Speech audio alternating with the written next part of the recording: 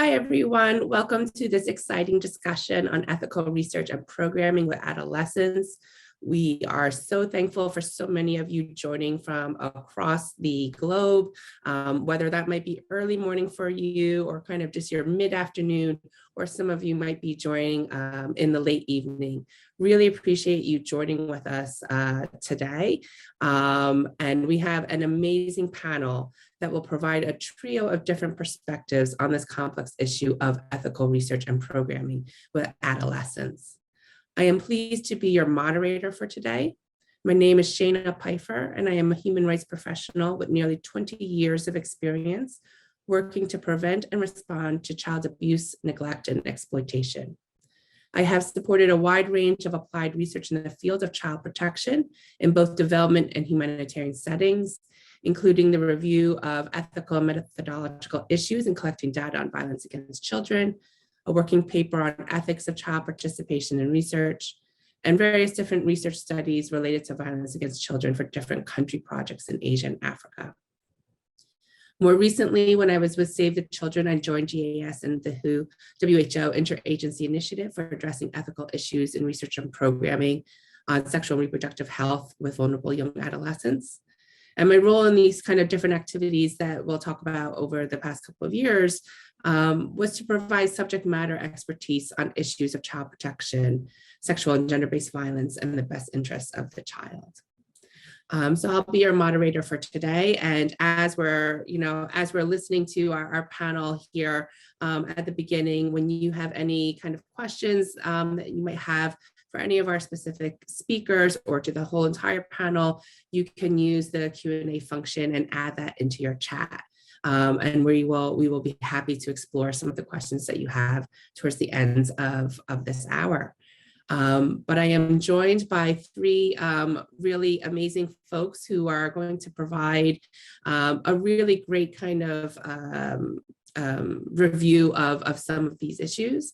I have Michelle Martinez-Bach, who is a research assistant with the GAS and whose work has focused on research and practice to understand and improve adolescent health globally, particularly relating to mental health and well-being and sexual and reproductive health, with the influences of gendered inequities on girls and boys alike. She is currently pursuing her PhD in public health from the Department of Population, Family, and Reproductive Health at Johns Hopkins University.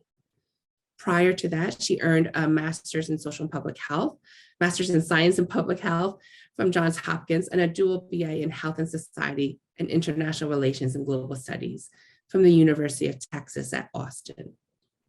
She has contributed to projects with the GAS, Save the Children, UNICEF, the Gates Institute of Population and Reproductive Health, and the Johns Hopkins Center for Adolescent Health, and PATH.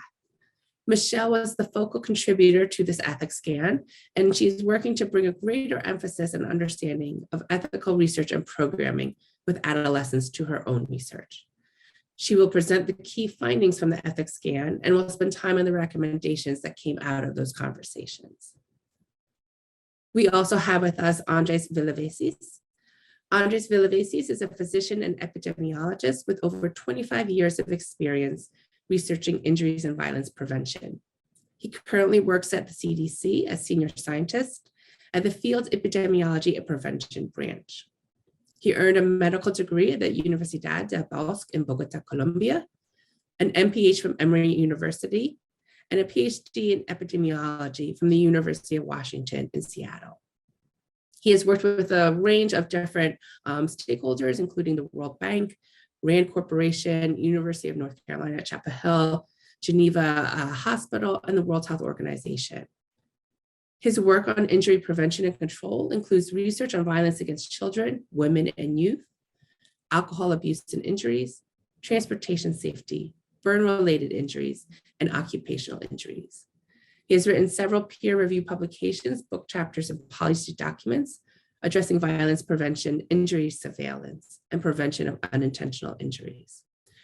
Dr. Villaveses will speak on the VAX experience, the Violence Against Children Surveys experience in ethics in research and programming with adolescents. And we are also super excited that today we are joined by Tisugane Sitima. She is a youth leader for the Global Youth Advisory Board with the GAA study at Johns Hopkins Bloomberg School of Public Health. She is currently leading a group project with other young people from New Orleans and Santiago, Chile, that looks at the impact of media consumption and advertising on gender norms. Tisugane is also a chairperson for a sexual and reproductive health rights champions group. Additionally, she is pursuing studies in public administration at UNICAF University of Zambia. In the future, she hopes to work at Malawi's Ministry of Youth and Sports.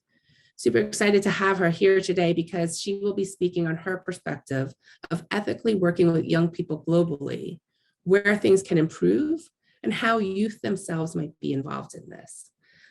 So all three will be giving a presentation. And again, please use the chat function. If you have any questions for any of them or all three of us, we're excited for that discussion that will come after their presentations. Many of us have been discussing ethics related to research and programming with young adolescents for quite some time. But the catalyst of this most recent effort began in 2018 from ethical issues that were arising out of the implementation of the GAS study. Save the Children, GAS, and WHO used the GAS pre-conference event at the International Conference on Family Planning back in Rwanda 2018, which now after the pandemic seems like forever ago. But there we began conversations with key stakeholders and kind of launched a more formal process to better understand what are the key issues and how are people addressing them practically in real time, not just in protocols and preparation, but what was happening in the field and what resources our people are using. This was followed by planning workshop and various other kind of ethics survey of practitioners, different white papers, different workshops that WHO was leading, one that was held in Mumbai, and then the pandemic hit. We were thankful, though, that we could still, while some of the in-person events we had planned were not possible, we were able to still be able to do this ethics scan that Michelle will kick us off on. And part of this ethics scan was really to kind of come out of some of those previous discussions about what organizations were doing to address some of the most frequently experienced or frequently encountered ethical issues in the field of their research and programming.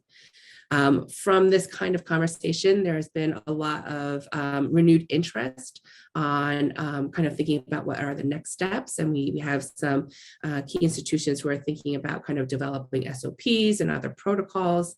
So it's really a perfect timing for us to come together today to talk about what the ethics scan kind of showed us, the different perspectives from Dr. Villeveses and kind of the youth perspective as well from Tisugane.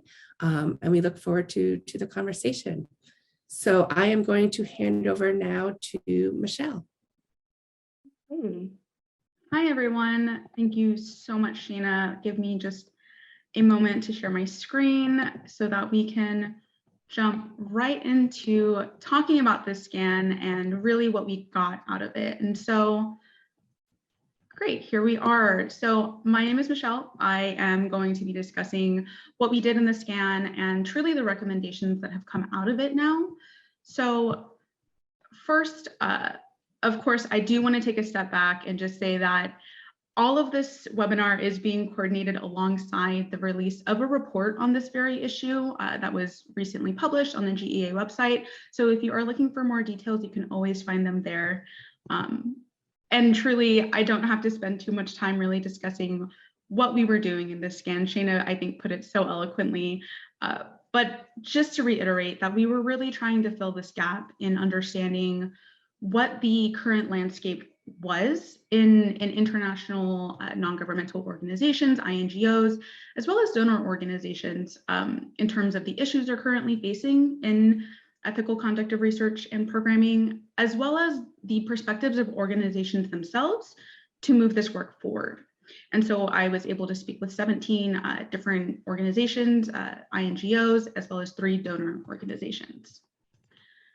But first, I do want to just take a moment to orient the work in that framing this research and guidelines and protocols has two sort of flavors to it, I'll say. So safeguarding protocols in organizations really handle the responsibility of organizations themselves to ensure that their staff are not doing harm unto children, right? But then there are also protection protocols, which take this a step further and really are about the measures and structures that organizations can implement to prevent harm that is affecting children in even their everyday lives, or harm that they are sharing or disclosing within the conduct of research and programs. So just to kind of keep that in mind as we proceed through this, that there are these two distinct types of protocols that are happening and being instituted in organizations.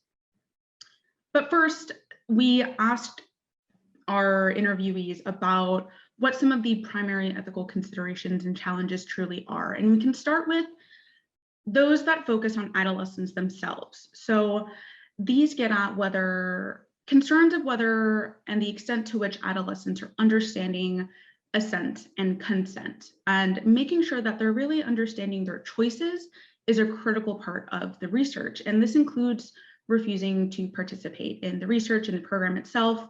And this is an ongoing conversation that I think all organizations are always having as they really get into the research process, and looking at consent and assent as a continuous process as well.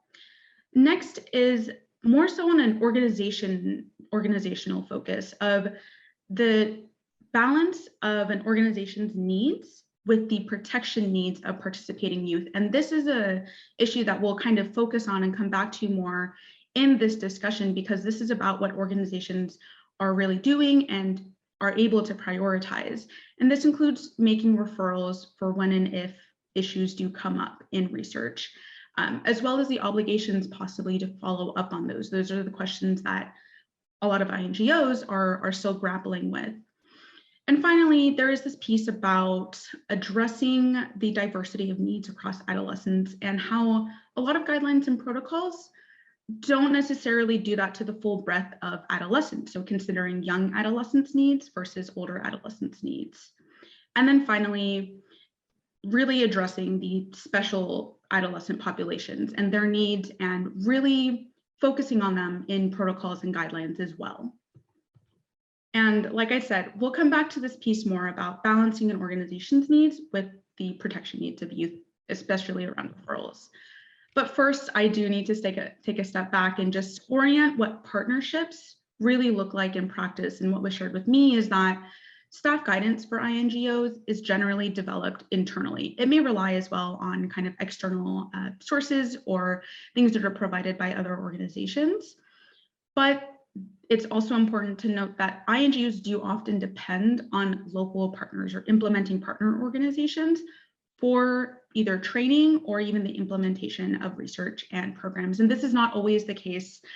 There are a litany of different types of partnerships, but it's not uncommon for these partnerships and relationships to exist. So while IPOs may be the first responders to ethical issues that arise in the research, INGOs will be the ones providing the backstopping and support.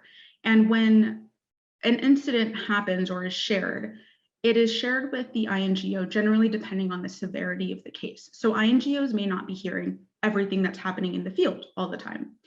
And their responses may depend on the case details, the context they're working in, the donors, and types of research and services. And turning this into referrals then, keeping these partnerships in mind, we look into the process of conducting referrals. So it starts before the study or program even begins with a mapping of local services, and the relationships between INGOs and IPOs is really important here because they depend on the local context knowledge of IPOs. In training, that's usually done around vignettes and role plays and discussions, possibly using established online trainings. And there is an increasing emphasis on recognizing adolescents as a unique age group who have their own rights, as well as towards developing the soft skills of staff who are responding to issues as they are brought up.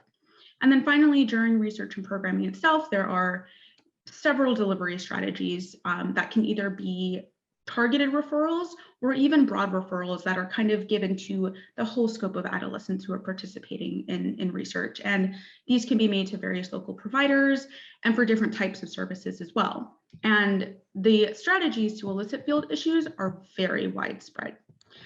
But this does not come without challenges, and these are specifically the challenges around barriers to following up on referrals, which are things like sometimes confidentiality or the funding and timeline needs of organizations themselves.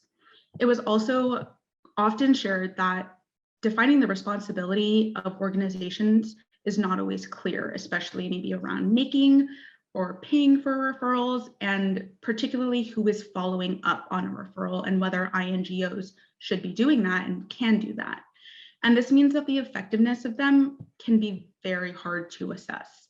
And I will just take a moment here to say as well that this was shared with me as impacting the researchers themselves as well, and the people who are working in these situations, and especially in longitudinal research or programs, coming back to communities and to adolescents who maybe are struggling with something. And of course, we are also faced with legal constraints to best ethical practices. And I'll try to be brief, but I'll just say that we can be limited by things such as parental consent requirements, which also have their positives, but also consent laws, and even laws that mandate the reporting of confidential behaviors, which can actually put adolescents at greater risk of harm, possibly. And these can create some contextual tensions, such as between legal requirements and when we're assuring confidentiality for young people, or versus youth autonomy and respecting their decision-making power. We also did notice, and it was brought up a couple of times, that depending on cultural context and culturally sanctioned practices, there's a thin line between what may be considered possibly violence versus something like corporal punishment. And that designation that is made by the organization itself is something that can be quite contentious. So the real takeaway is that ethics is truly a continuous process. It is dynamic, and it is not a static checklist to cross off and to get through. And it means that we are constantly balancing the priorities of different groups while really still maintaining a focus on truly helping the youth that we are serving and that we were working with. But this is not the end of our conversations. And this brings me to our recommendations that we discussed with organizations themselves. And so generally, we talked about working towards better and more meaningfully engaging youth in research and programs, in the planning of them, as well as the planning of what it means throughout the process. This next piece is about overcoming the culture of silence. And this has two distinct parts to it. It's overcoming working with adolescents in a culture of silence where there is a lot of red tape that exists to work with young people. And we also have greater needs to respect their autonomies and capacities and distinct rights, which means that sometimes research isn't happening as often with young people. At the same time, there's also a culture of silence in discussing ethics, and this is often in the organizational level and even between INGOs and IPOs, or between INGOs and their donors. And so this is something that needs a lot more attention as well. Third, we discussed a lot about reconciling ethical protocols with contextual realities, specifically for organizations to preempt and be prepared for what those contextual realities may mean in practice. At the same time, this also involves a bit about advocating for reconciling laws with best ethical practices. And finally, there is an important piece about looking towards organizations themselves providing support and referral services for youth as an integrated part of their research and their program, whether that means building it into funding and timelines, or whether that means, for example, hiring psychosocial professionals into projects' very own teams. There were a lot of creative ideas around this as well in the discussions, and it's really exciting to see what can possibly be done. At a more research-specific level, there is a true need to start viewing parental consent as more of a vehicle for dialogue rather than a one-time thing that needs to be achieved. Next, while this is really probably ongoing in almost every organization that does research, we need to continue to craft appropriate instruments and measures that are appropriate for age and development, culture, and context, and specifically talking about younger adolescents and attuning the measures for them. Third, this was brought up in the context of sensitive topics that are researched, and this requires very thoughtful sampling that is as appropriate, representative of age, sex, and geography. And finally, this relates to kind of this first point about how we're viewing parental consent, right? But overall, just shifting the views in research around ethical protocols, and particularly so that they can facilitate rather than impede quality research. And I'll just say that often, if we're working in contexts where adolescents aren't feeling safe in sharing things with us because they do not trust the organizations, they may not share data that is true or to the full extent. So the quality of data that we're getting may not actually be very useful for the resources that we're putting into it if they don't trust us.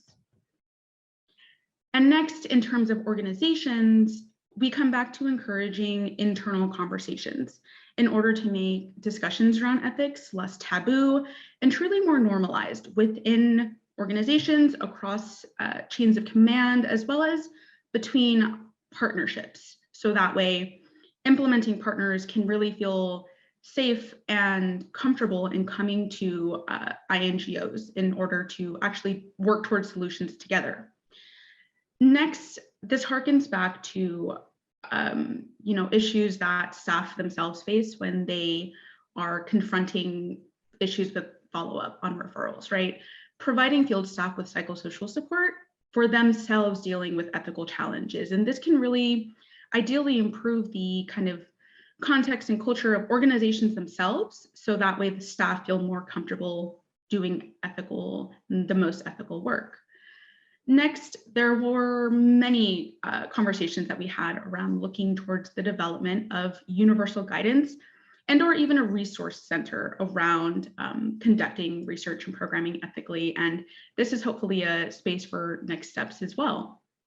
And finally, organizations did talk about educating donors even more on the costs that are associated with implementing ethical best practices, especially costs in terms of timelines and resources and financial needs that can be done or expanded at least to expand ethical and improve ethical best practices. And this brings me to donor reflections and recommendations. And this truly reflected that donors have pretty varied perspectives on ethical conduct of research, but generally they do want to first ensure that program officers are trained on ethical issues and protocols so as to make sure that they can preempt any issues as they arise, and also foster discussions within donor organizations themselves. Second, I think this is happening in a lot of groups, but actively supporting grantee capacity building and making sure that grantees can conduct the most ethical work on their own means and through their own capacities. Third is also split into two parts, right? Emphasizing organizational efforts to build trust with grantees so that grantees feel comfortable as well and safe, and that it is not punitive to come to a donor with an ethical issue that has happened. And this in part involves limiting micromanaging and allowing grantees the space to do what they need to do. And finally, I'll just say that donors generally viewed themselves as having an ultimate responsibility for monitoring and supporting ethical conduct of research, but that isn't always reflected equally strongly, who sometimes view their responsibility as mostly being on the grantee organization. So we should consider donors working towards maybe establishing themselves more of a shared understanding among those donors of their responsibilities in ensuring ethical best practices. And that may involve as well more ahead of time planning with grantee organizations and donors to really get on the same page as soon as possible. And this all brings me to our conclusions, where first, organizations must continue affirming commitments to ethical standards, but as well increasingly valuing the training, the capacity building, and truly the open dialogue around ethics. And second, there is certainly a need to affirm both child safeguarding, which is more common, but also child protection, which very much so requires clear definitions of what organizations are responsible and accountable for. And then finally, like I'd mentioned previously, there is value for developing universal standards for ethics trainings as well as protocols. So that may pose a next step for us all to consider moving forward. And that brings me to the end of my discussion. I just want to really thank hugely Shana as well as Dr. Bob Blum in framing this research and in framing these discussions as we move forward. I'd like to thank all of the organizations that spoke with me about this issue. And I want to thank you all for being here today and being willing to engage in these conversations that are really, really important. So thank you. Back to you, Shana. Thanks so much, Michelle. That was a great distillation of quite a variety of responses that you got from all of those organizations and donors. So I know that is not easy to boil down, but that was a really great overview of that. So appreciate that. We are going to go ahead and now turn to Andres Villaveses. Thank you very much. I believe you can see my screen now. Just put it in presentation mode. Okay, is that visible there? Okay, yeah. Perfect. So I think this is a good segue to many of the concepts that Michelle presented before. I want you to keep in mind those concepts about safeguarding, about protection, the ethical concepts that Michelle mentioned about autonomy, about confidentiality, because a lot of those are going to be reflected in some of the issues that I will present here. And I want to just show you an example of how some of those challenges that were mentioned in the previous presentation, but some of those principles are translated into the actual implementation of a series of surveys, which are the Violence Against Children and Youth surveys that we have conducted in at least 23 different countries in multiple regions of the planet.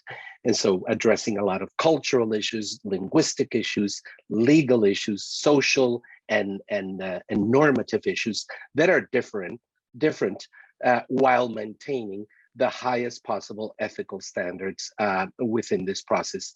And in the process of doing that, collecting information that is useful because it'll give us a sense of what the size, the magnitude, and who is affected in relation to violence against children and youth, who are being affected, and what we can do about it. So what I'm going to go through 4 specific parts in this presentation, just general ethical considerations that we have in principle from the implementation of the Violence Against Children survey implementation process, experiences of work in different countries, how we have to adapt some of those ethical approaches and procedures that were mentioned in the previous presentation, some of the challenges encountered in conducting that research and what we have done in some cases to address those challenges, and then some research and programming goals to ensure that ethics is working globally.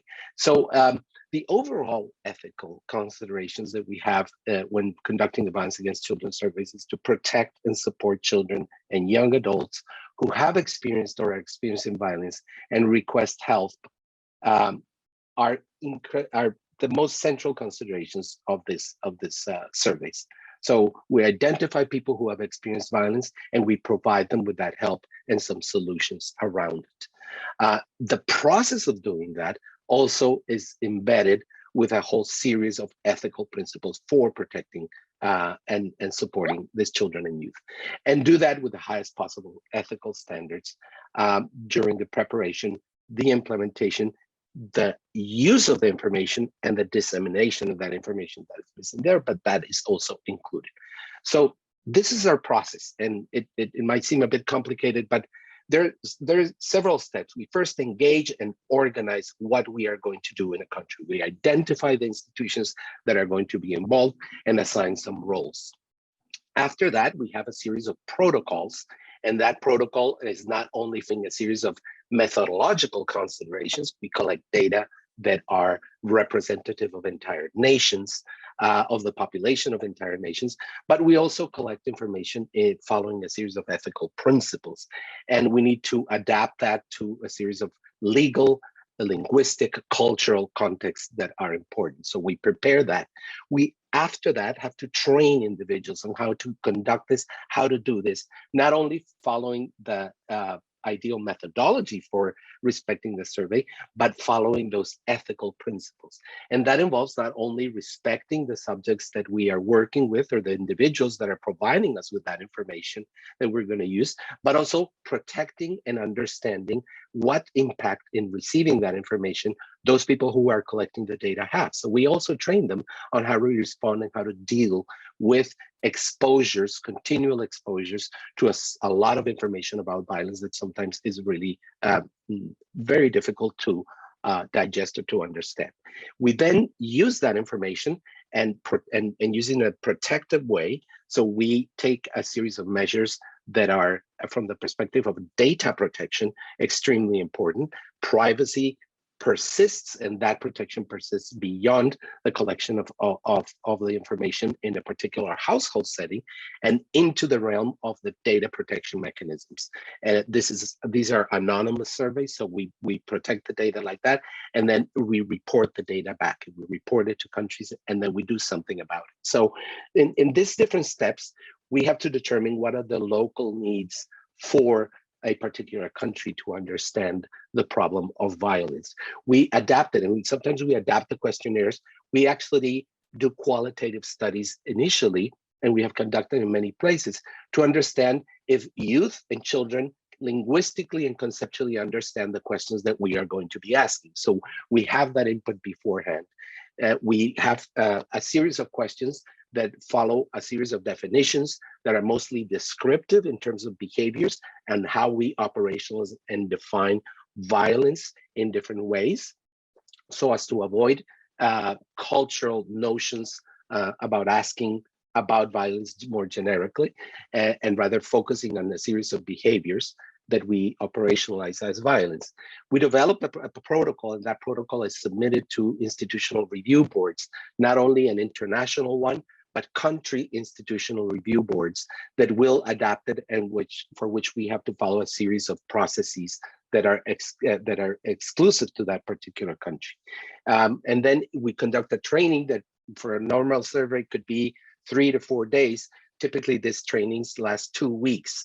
And the reason for those very thorough trainings are because we focus a lot on the ethical aspects of this. Even in the sampling procedures that we have, while we collect data, we do separate sampling and separate interviews for females over males, because we understand that sometimes the perpetrators of violence might live in the same places as the victims of violence. And so we want to separate as much as possible those individuals. So even in the design of the statistical sampling for the surveys, those ethical principles are embedded. And as I mentioned, we have all these data protection mechanisms.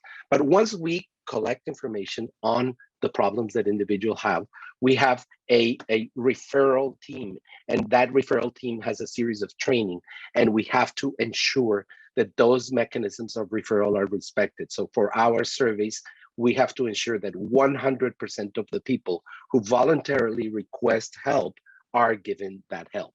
And so we, beforehand, in the training and design process, have previously agreed on what is the structure for response for the survey, who is going to be responsible, who is going to follow up, and what are the individuals, and how are we going to scale up demands if there are any problems. So as you can see throughout the survey and until its publication, after its publication, what we do is we highlight again what were the ethical problems, what are the normative issues that are impeding that a lot of these protections to children are implemented in the right way, and that needs to translate into policies and strengthening of legislations, norms, or institutional responses. So just to give you highlights of some of the experiences that we've had in some countries. We've had, for example, a very thorough review process at the CDC. For example, we have our own IRB. We have to create memoranda of understanding with different countries or letters of intent with data governance and data sharing agreements that follow a series of principles of privacy and confidentiality and data protection. We identify obviously those IRBs. We follow a sequence. Who does the review first, if it's the local or the international one, or if it's simultaneous. And then we look at local requirements. Some countries are okay with, for example, a verbal consent and assent process with the household, heads of household and children who are not at adult age legally in that country. In other places, a written consent is actually required. So we have to adapt all these processes to legislation and normative issues in the countries and provide all that necessary documentation. As I mentioned, we do an adaptation in terms of language. We do a review of the legislation. What are the reporting demands? Does the country have obligatory reporting when we encounter a problem? Or are there any statistical exemptions for the case of research? And some countries have that type of legislation. So we have to understand that very well to adapt all response mechanisms for a particular setting. And again, I mentioned the linguistic or the cultural questions. Can we ask about abortion, about LGBTQI questions? In some places, legislative impediments preclude us from addressing some of these issues more directly. In other places, asking about violence because of community violence becomes more difficult. And so we are hampered also by the contextual issues that we encounter in countries. We have encountered a series of problems, and I'm just highlighting 5 here. We have worked in a country, for example, where the concept of institutional review boards or ethical committees does not exist. So how do you do that? How do you approach that? We had to create from scratch with the authorities of the country, approach the authorities and explain how and why IRBs are important, and then create a whole structure locally in the country so that we can go through this as an ethical procedure. A country where internal conflict is an issue, where there is high levels of community violence, how are we going to protect both the people who collect the data, but also those who are reporting the data? Considerations of religious practices or local beliefs. So if we're asking about specific sexual violence behavior, etc., is that okay? How do we do that? And that's why a lot of the qualitative studies are so important. And then community engagement procedures, really important. We do not disclose that this is a survey about violence because many of the perpetrators are actually the people who are going to give us consent to do the interview. So we have to actually create specific language for that to protect and ensure that those children and youth who might be victims have a chance to say that they are and ask for help. And then we have obviously to document any problems that we have on referral mechanisms, on deviations from those protocols. So we have very strict procedures that we need to align to and we need to abide by to report any deviation from that perspective. Problems that Michelle mentioned more generically, for example, there's a referral needed in a particular region of a country, but because of a storm, a bridge collapsed and there is no way of accessing that child. So how do you respond to that? The car that was going to respond to that child doesn't have gasoline and there's no money for gasoline. The person is on vacation. How do you deal with those problems? How do you create those infrastructures? So presumably very mundane problems sometimes can affect all of these processes of referral. And so it's really important to understand that. And then research and programming goals that ensure that ethics is working globally, really important. So a thorough documentation of the entire implementation process is important. Rapid correction and reporting of protocol deviations is essential. Ensuring that the recommendations are addressed and incorporated into country practices is also extremely important. Addressing human capacity. So capacity building and institutional capacity is extremely important. We can have a really good legislative process, but if there aren't any persons or institutions who can actually effectively respond to protect children, then perhaps that legislation is not that effective in a particular setting. And we need to ensure how those interventions incorporate child safeguarding in general, and contribute, obviously, to strengthening norms of the legal system. So I went very fast through a lot of very complex problems, but I just wanted to highlight to you all these specific issues that occur in a particular setting in a country or a variety of countries, and how those issues manifest in actual practice. With that, thank you very much. Thank you so much, Dr. Villaveses, and I appreciate the VAX experience globally really does provide a rich example of the preparation needed to do research ethically, and a multitude of on-the-ground experiences and lessons that can be pulled. So I appreciate kind of that overview of how that has looked in those surveys. We're going to hand it over to our final panelist. Tisugane will speak a little bit from her perspective of ethically working with young people globally. So over to you. All right, thank you so much. I'm going to share with you my experience as an adolescent on ethics, and also my recommendations to organizations. So I'm going to be sharing my screen. Okay, as an adolescent, I have experience on research as an interviewer and also an interviewee. So I'll just share with you what I did as an interviewer. As an interviewer, I did research with adolescents while in college on my school project, which aimed at assessing the factors that influence the use of contraceptives among adolescents. You know, this is a very sensitive topic to discuss about. So it was very hard for me to get answers, and I wasn't very knowledgeable on how to engage adolescents. So what I did, I went back to school, met my supervisor, and she took me through all the processes, ethical issues and the like. And then at the end of the day, I got what I wanted from the adolescent. So from the definition of ethics, which are normal moral principles that guide researchers to conduct and report research without deception or intention to harm the participants of the study or members of the society as a whole, whether knowingly or unknowingly, I learned that researchers need to understand the stages of adolescence, the early stage, late stage, and the middle one, and also the backgrounds of the adolescents to know how to engage them, because the adolescents think differently, and you can be asking the same questions to different groups of adolescents according to their age. So you need to understand their stages and how you can engage them.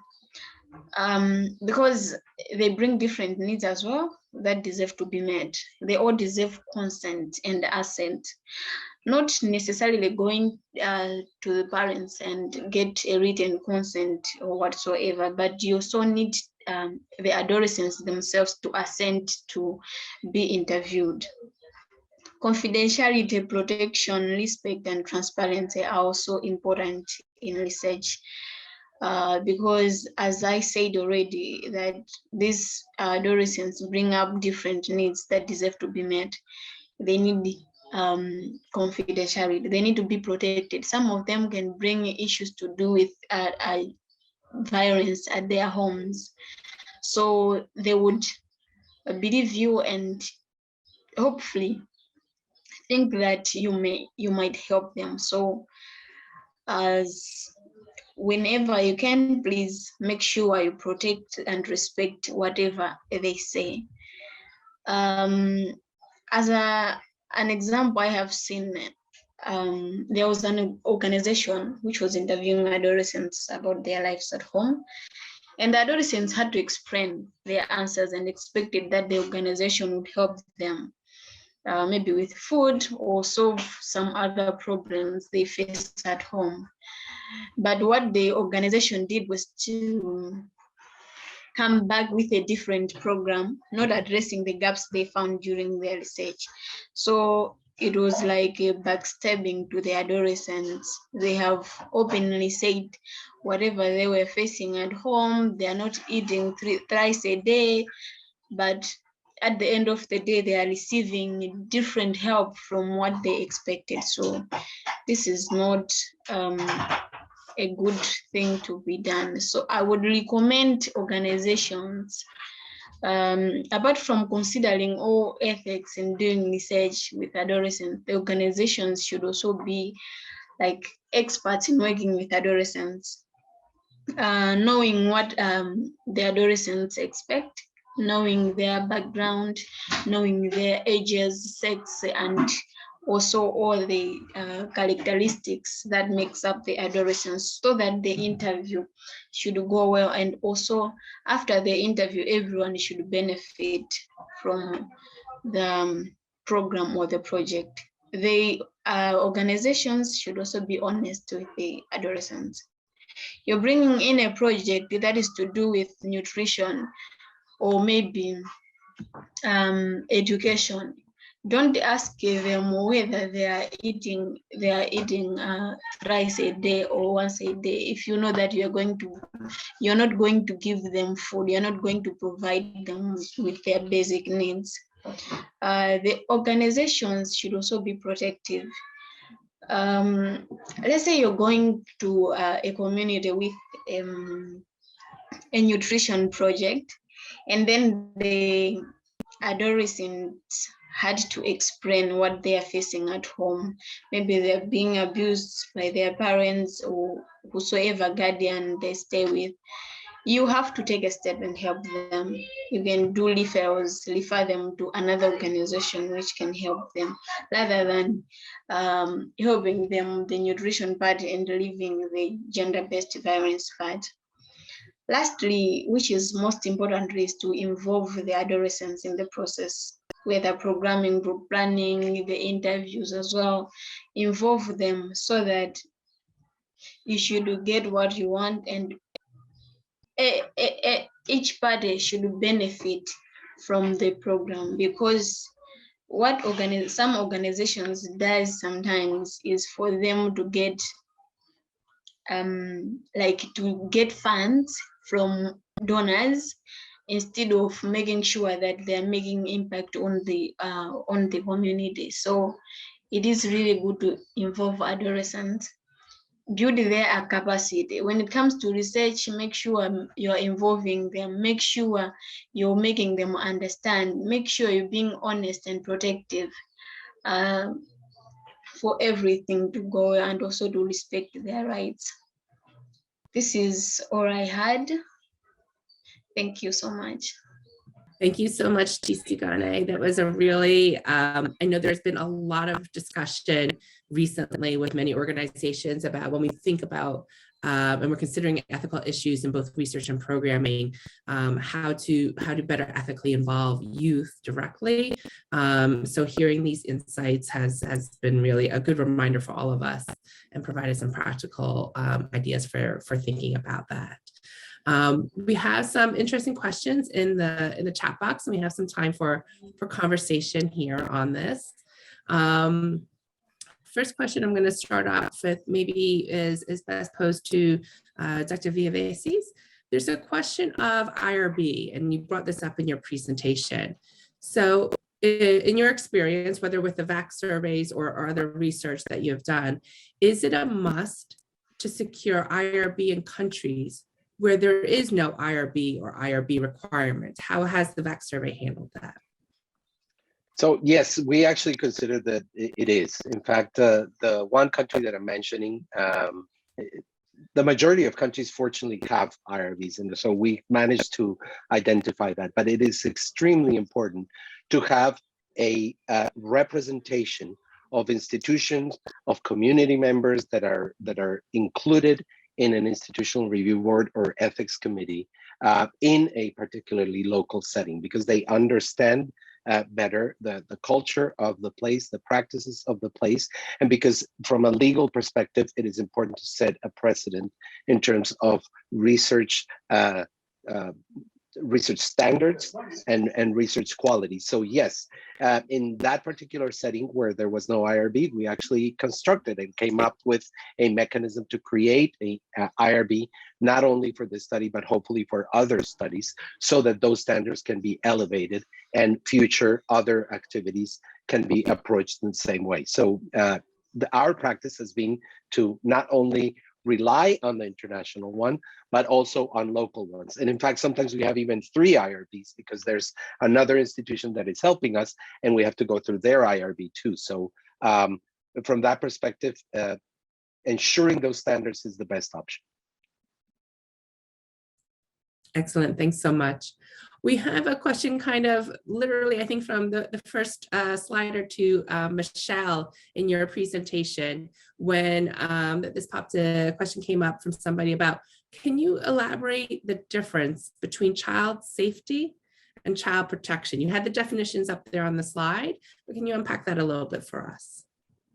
Yes, certainly. Thank you for that question, because I mean, Shana and I also had conversations about this kind of early on about how those two often get conflated, safety or safeguarding and protection. And so when we talk about safety and safeguarding, when those arise in guidance and protocols that organizations have, they are focused on the organization itself not causing any harm or risk to children through their involvement or participation in the research.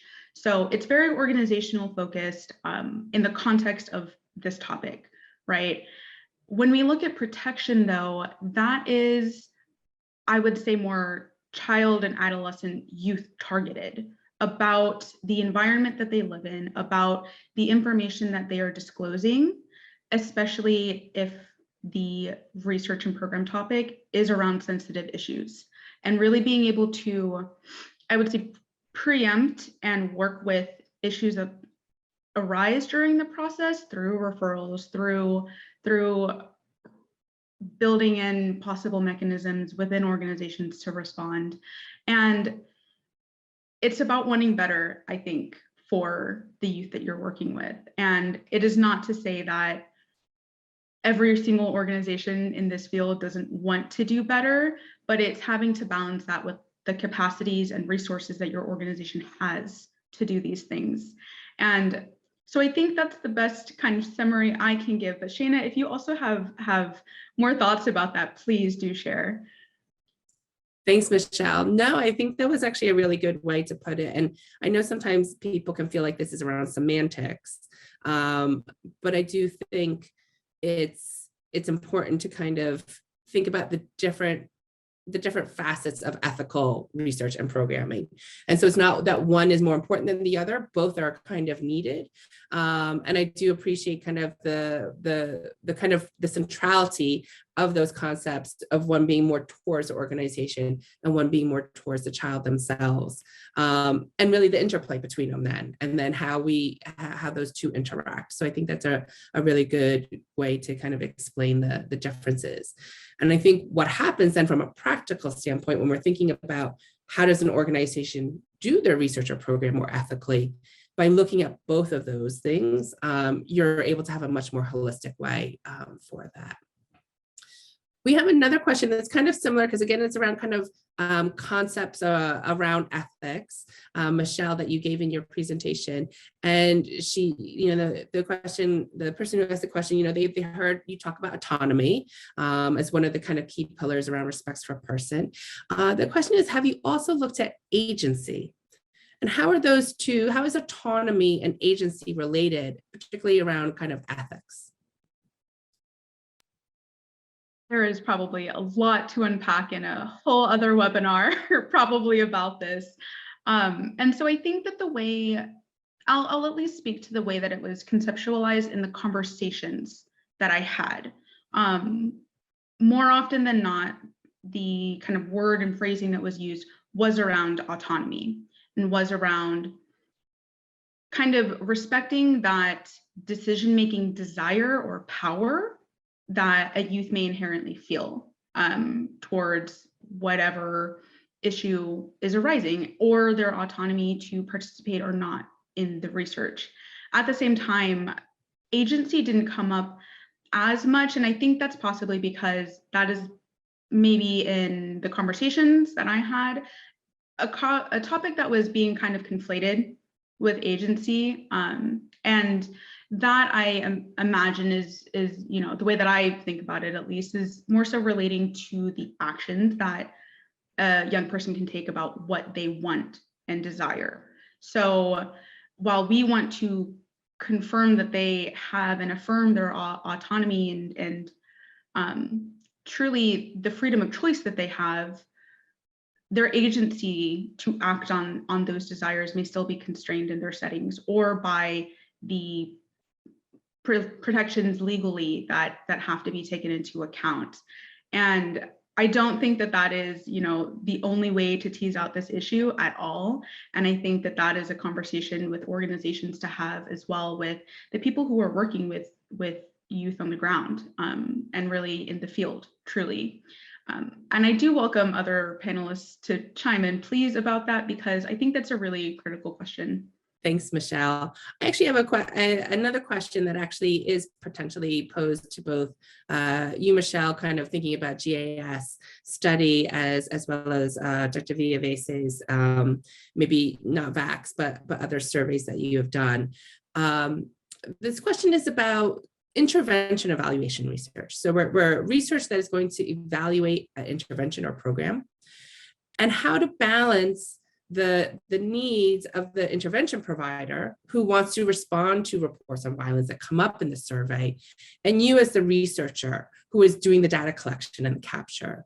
And so, where the intervention provider is kind of also engaged in the research and seeing these reports of violence, which are being used to ultimately evaluate the intervention, and whether or not there's a potential bias that gets introduced, and being able to evaluate an intervention if we're also intervening in all the reports of violence that might be coming up, and recognizing the need or the desire of that service organization to respond to those cases of violence.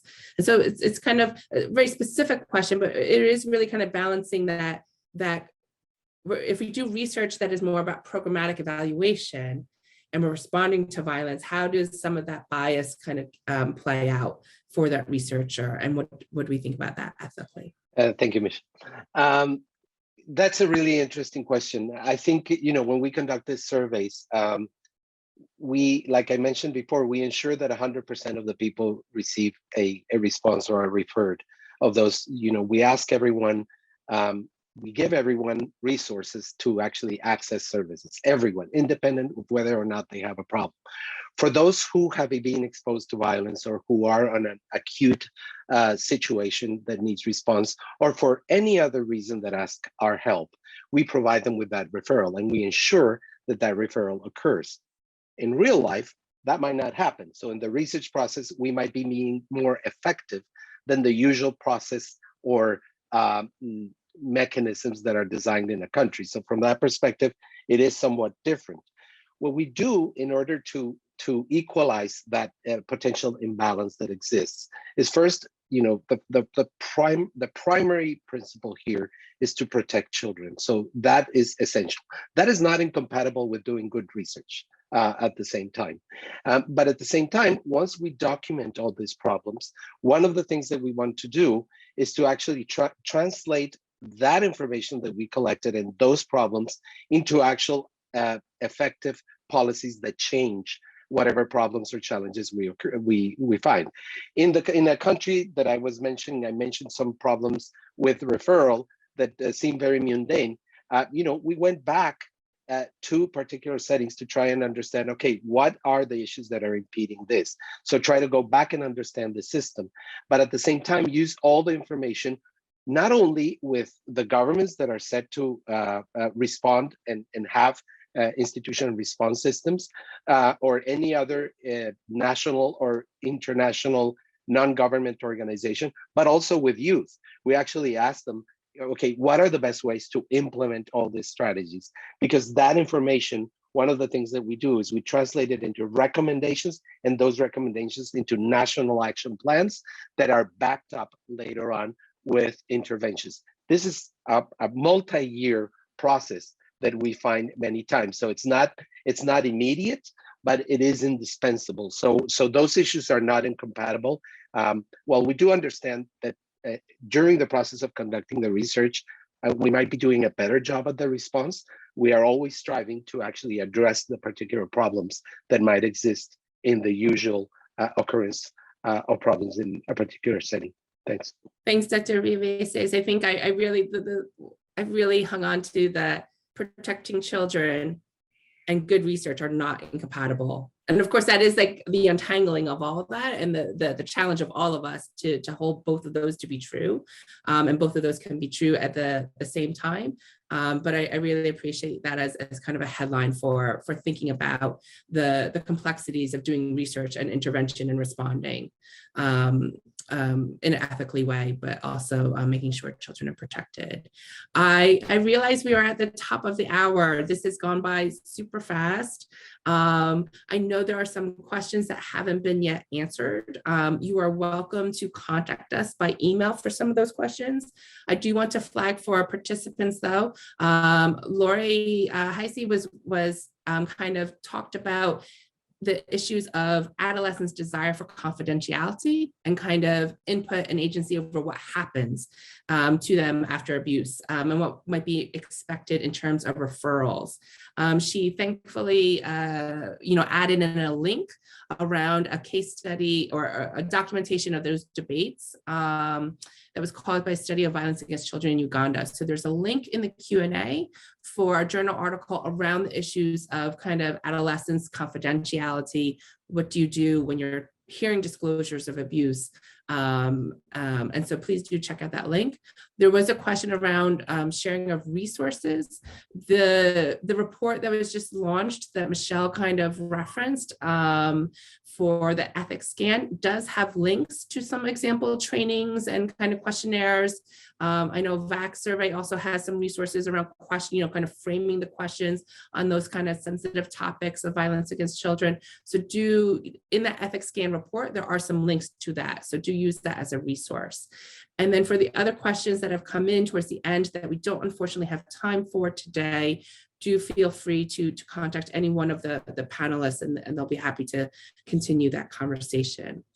I want to thank all of you for joining today. I know Friday mornings, afternoons, and evenings are not the easiest time to join up on Zoom, but I also hope that this was a great hour for you to start thinking about these issues from these different perspectives.